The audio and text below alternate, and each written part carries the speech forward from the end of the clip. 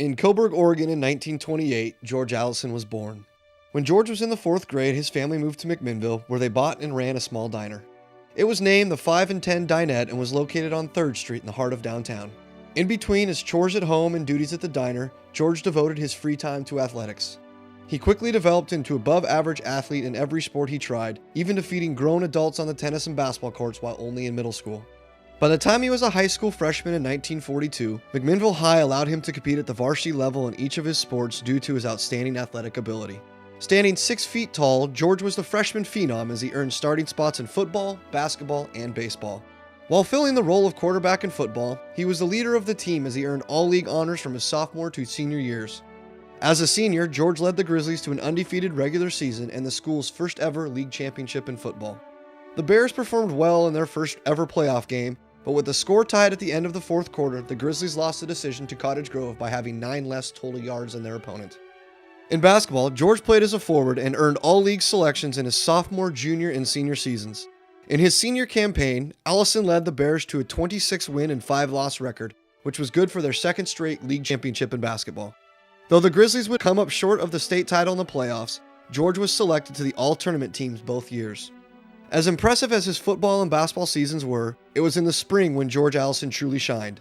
He played and practiced on the tennis team, which was the sport he was most passionate about. Even as a freshman, George was the best player in school and was asked to be an unofficial player coach. He helped run the practices and taught the sport of tennis to many of his teammates. Allison was the league champion and all-star in his final 3 seasons, while making the state meet all 4 years. He achieved second in the state tournament in singles in both his junior and senior seasons.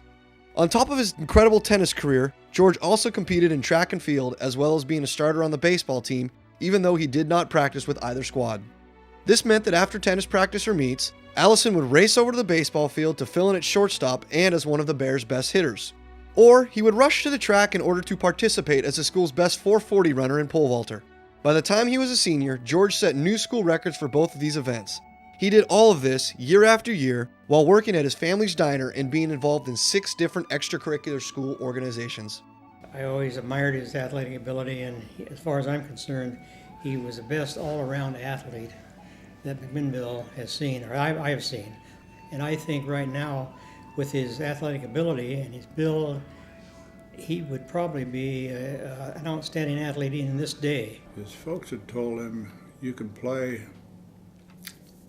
any sport you want to, but we'd rather you didn't play football. Early in the football season, George came home and he had his front 4 teeth knocked out. I said, well, what did your folks say? And he said, well, they really didn't say anything. And so he had his teeth replaced and just kept playing. He played football and basketball and track and tennis, and he was probably in fact, he definitely was the best athlete in all those sports. So what was his best sport? I don't really know. But he was an outstanding tennis player. So that could have been his best sport.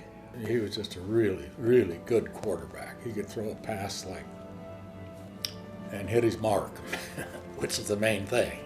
I think he was best at basketball of anything he played, but he was just an outstanding athlete.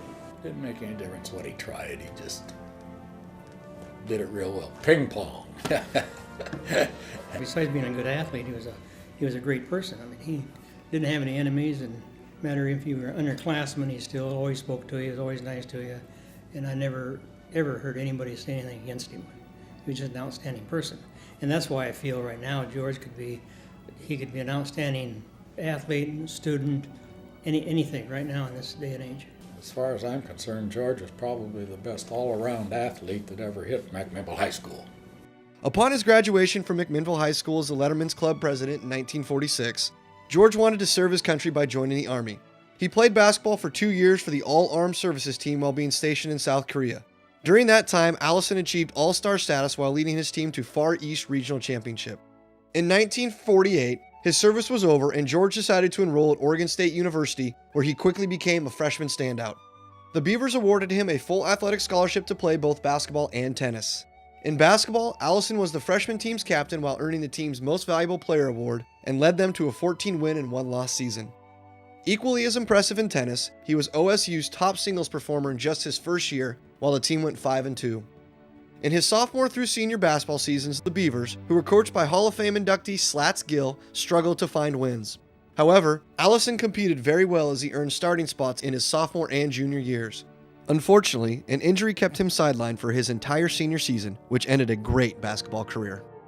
George ended a great tennis career at Oregon State with a record of 22 wins and 4 losses that spanned 3 varsity seasons. He finished each year as the first or second ranked player in the conference while leading the Beavers to an undefeated season in a conference championship as the team captain.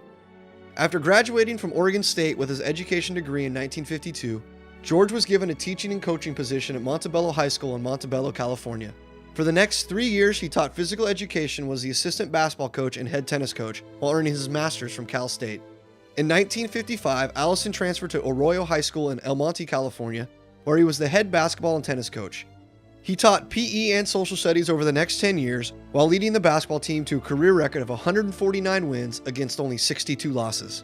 Over a 4-year span, his teams won 38 league games against 2 losses, while earning 3 league championships.